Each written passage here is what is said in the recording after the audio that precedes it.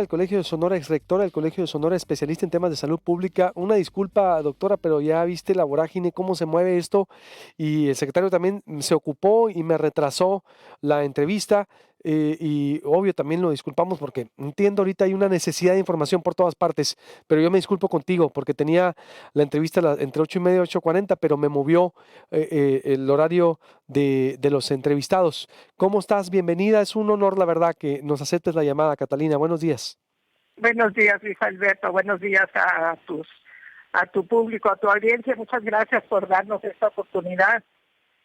Te felicito por dos cosas. Creo que es muy importante el llamado que haces para que la población no entremos en pánico. Yo creo que es muy importante guardar la serenidad y por otro lado es muy importante tratar de avanzar con la mejor información para que podamos actuar cada quien en nuestros espacios. Sí, de eso es lo que tratamos de hacer, Catalina, desde que estamos cubriendo, gracias por notarlo, ocurre que es eso, solo seguir medidas e indicaciones. Y tú, ¿cómo estás viendo todo esto, este panorama en Sonora, en México? ¿Nos resistimos a creer lo que estamos viviendo o cuál es tu valoración? Creo que a nivel personal nos resistimos porque no estamos preparados. A nivel de la academia, de la investigación, yo creo que hemos visto venir esto desde hace mucho tiempo. Hemos hablado en todos los espacios académicos y de información sobre la necesidad de construir un buen sistema de salud pública. En los últimos 40 años, tal vez 35 años, hemos visto disminuir los recursos para la salud pública y especialmente para la promoción de la salud. Entonces, ahora que más necesitamos eso, pues lo estamos empezando a armar a como podamos. Y yo creo que se está tratando de armar de la mejor manera.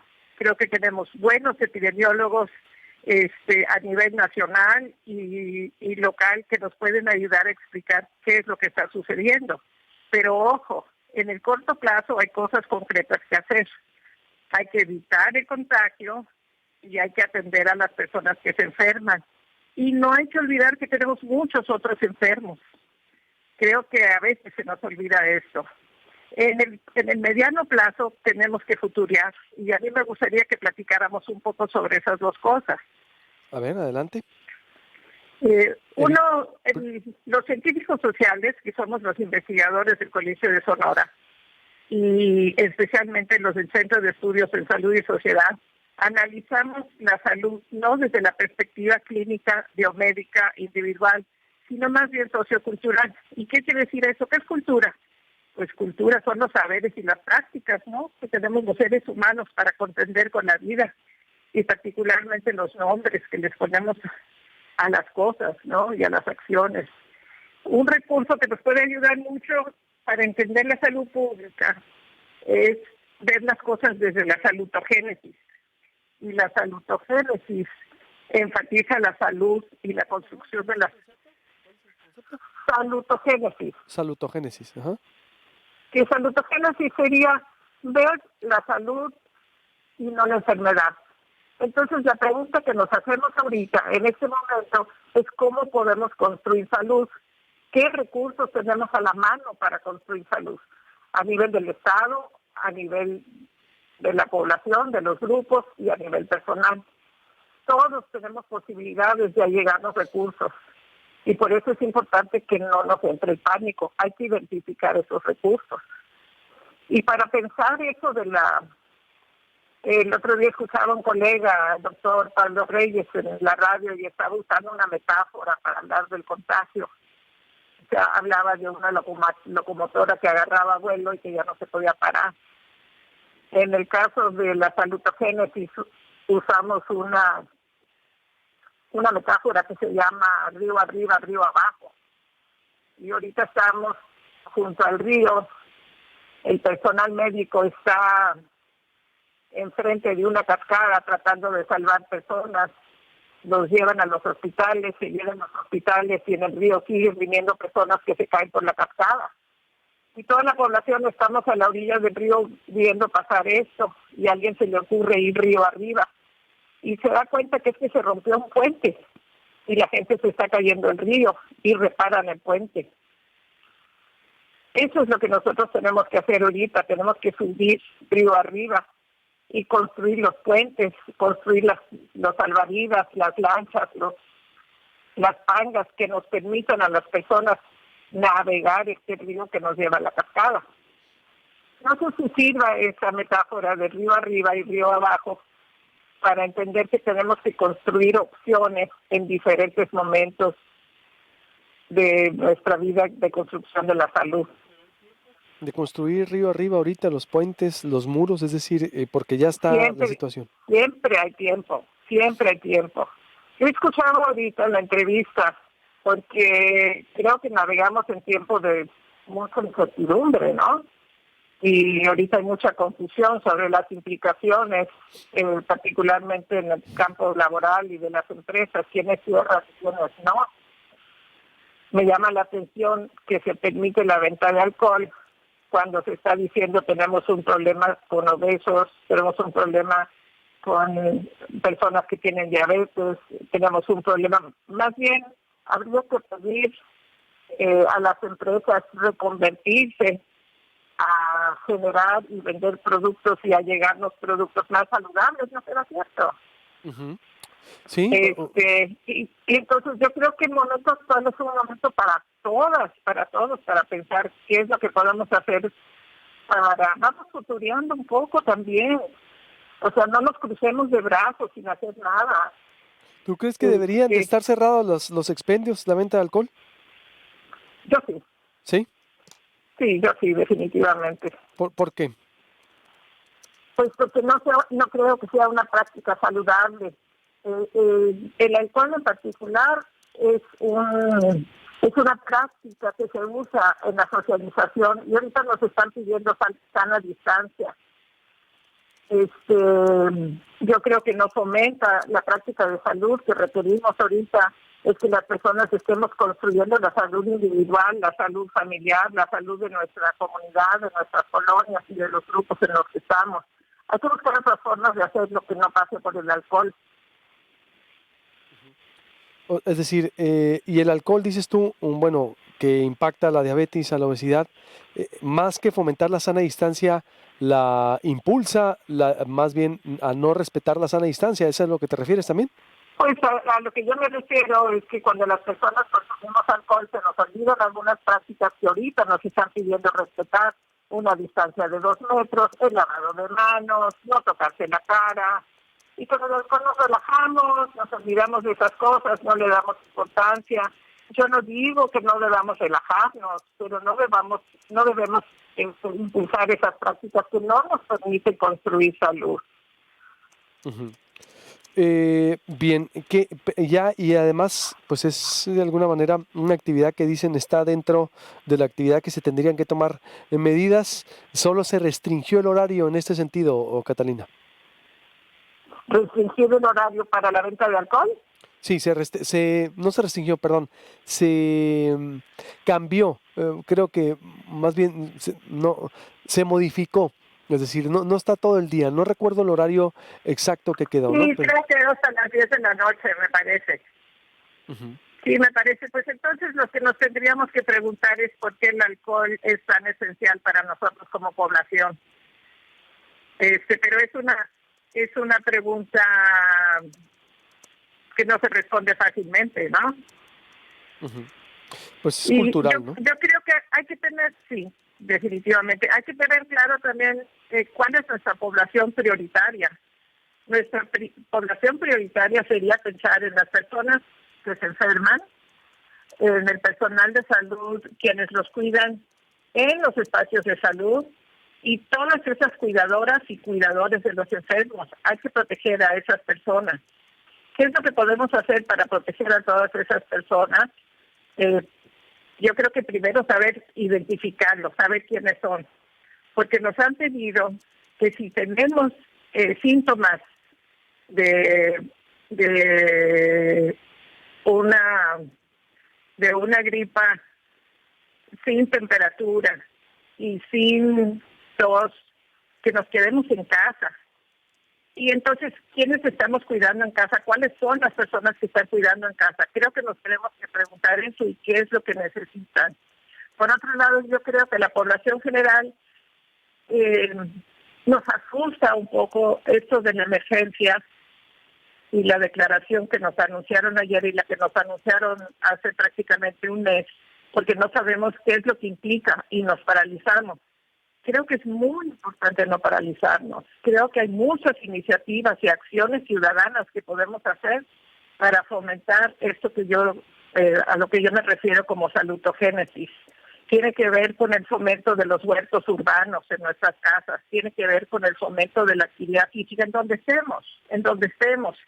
Si estamos en un cuarto, si estamos en el escritorio, si estamos en la casa. Nosotros tenemos recursos para eso. El Colegio de Sonora tiene en www.colson.edu.mx, tiene un sitio especial en nuestra biblioteca con material sobre coronavirus, material para investigadores, para académicas, para los medios, y lo vamos a estar alimentando cada vez más. En la parte de difusión están las entrevistas que se han hecho a investigadores, investigadoras del colegio.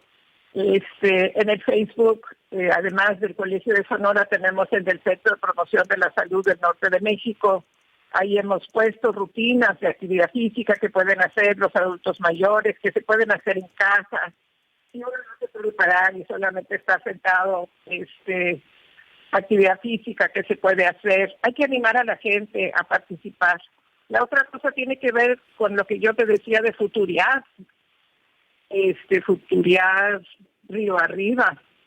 Cuando termine esta aventura, creo que no vamos a acabar con el coronavirus.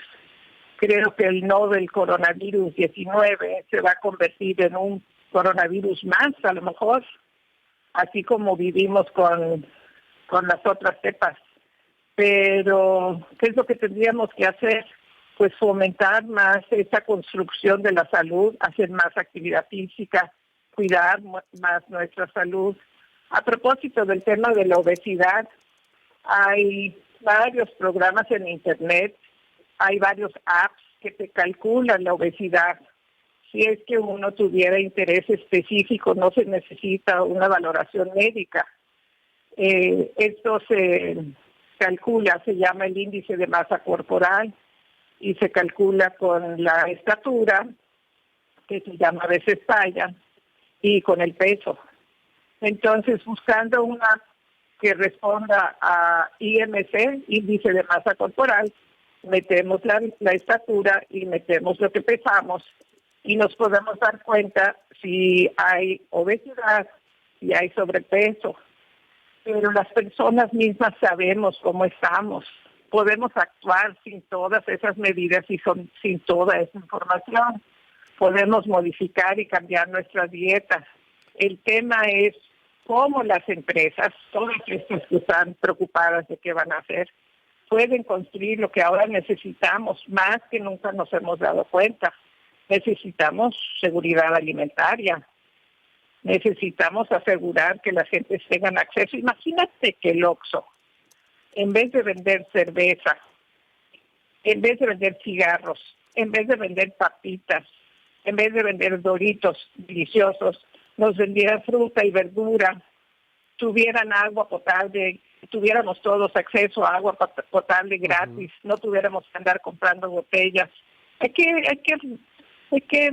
meterle mucha imaginación, pienso, mucha creatividad. ¿Cómo se va a hacer? No sé. Pero empecemos a imaginarnos esas otras opciones de vivir de manera más saludable. Y por eso a lo mejor mi primer comentario, sí, que cierren. ¿Por qué necesitamos en este momento el alcohol? No hay necesidad, exacto, dices, pone en riesgo, además dices, se les olvidan las prácticas sanitarias de sana distancia, de lavado de manos, nos relajamos y es un riesgo. Entonces tú sí llamas a que sea más estricta la autoridad ahí, Catalina, veo el énfasis. Sí, definitivamente. Y que pensemos a futuro qué podemos hacer con esos empleos, con esos trabajos. La industria de oferta de bebidas con alcohol siempre han dicho que ellos no quieren fomentar problemas de salud relacionados al alcohol. Ellos quieren que todos tomemos en moderación. pero nuestra sociedad no es así. Nosotros, hace poco, hace como 10 o 15 años que yo estuve revisando datos sobre venta de cerveza porque me sorprendí la venta de cerveza en Sonora. Nosotros tenemos el mayor consumo per cápita en el país. Yo no sé cómo estemos ahora, pero muchas personas saben que esto es un problema. Además de eso, ahorita que estamos encerrados en casa, ¿de qué nos sirve? Los hombres y las mujeres, en vez de poder estar tomando cerveza, a lo mejor nos podemos tomar una cerveza o a lo mejor nos podemos tomar dos los fines de semana, como antes se acostumbraba. Pero podemos hacer muchas otras cosas, hay que darle mantenimiento a las casas. Les podemos dar clases de cocina a los hijos, a las hijas. Aprovechemos esas 3 o 4 macetas o tambos que tenemos afuera para poder hacer los huertos. Podemos tener, hay que prever que ahí viene el calor, arreglemos el tejabán, limpiemos el tinaco si tenemos, o la cisterna.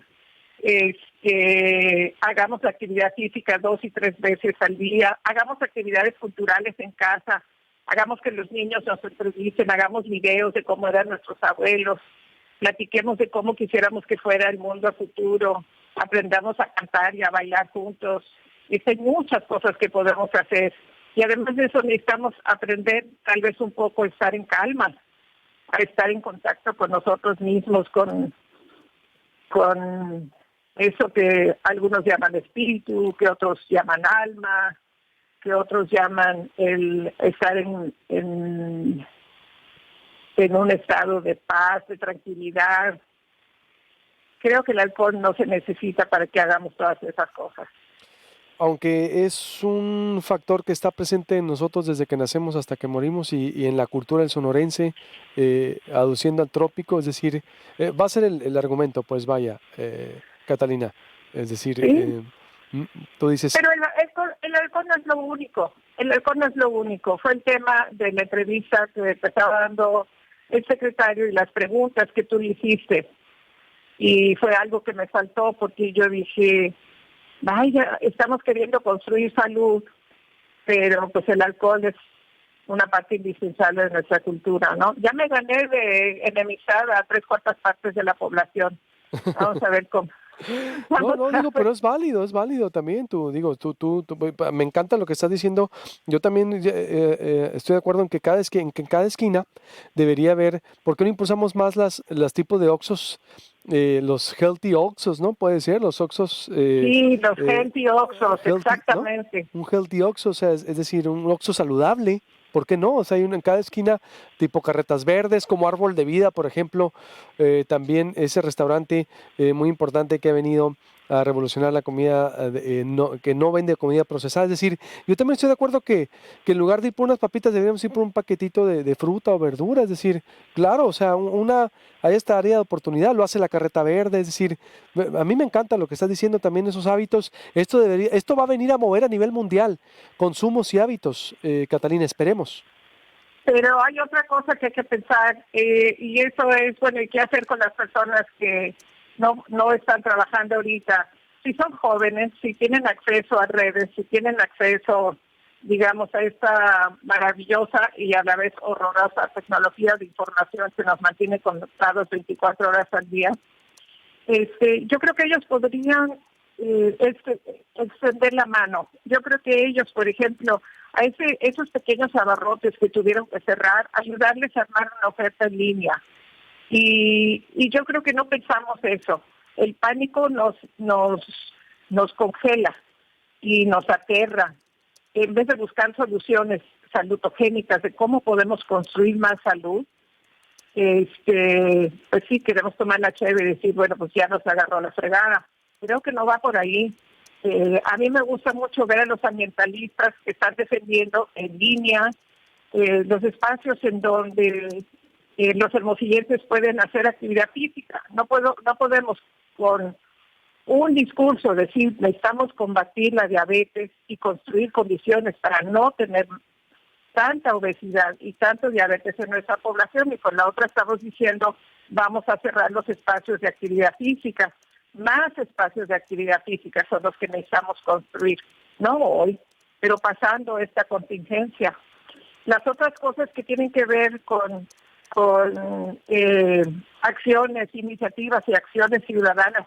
Ayer se dijo muy claro en boca de varios de los que estuvieron en la rueda de prensa, en donde se nos explicó algo de la emergencia sanitaria del 30 de marzo al 30 de abril. Y eso fue lo primero que quiero subrayar, es que esto se va a ejercer con estricto apego a los derechos humanos, que no se nos olvide de eso. Lo segundo que quiero subrayar es la importancia de que es una acción temporal. Lo tercero que quiero subrayar es que dijeron que el Estado lo tiene que hacer de la mano de la sociedad. Por eso, Susana Distancia, por eso tienen esos mensajes, porque nos necesitan. Eso quiere decir que no vamos a captar, nos están invitando a actuar. Entonces, sin la activa participación de la ciudadanía, no la van a hacer. Si esa activa ciudadanía implica que hay muchas cosas que podemos hacer para construir salud. Totalmente. Pues Catalina, te agradezco mucho en verdad esta interesante plática. Te pido que nos mantengamos en contacto en esta etapa, que no sea la última, porque tu opinión es muy importante para que sigas evaluando qué debemos y podemos hacer como sociedad o la autoridad. Hay mucho más que decir, pero por supuesto esta es una primera entrevista que, te insisto, es un tema de salud que deben de hablar los que saben y las ideas que vienen, y me quedo con todo lo que has dicho, Catalina. ¿Algo más que quieras agregar para cerrar? No, vamos a estar añadiendo cada vez más, alimentando el portal del Colegio de Sonora, así como del Facebook Centro de Promoción de la Salud del Norte de México, para ahí estar compartiendo lo que vamos avanzando en la investigación, así como las propuestas que podemos hacer para las personas para construir más salud frente a esta contingencia. Muy bien. Te agradezco, Muchas Catalina. gracias. Estamos en contacto. Claro que sí, igualmente. Buenos días. Me voy.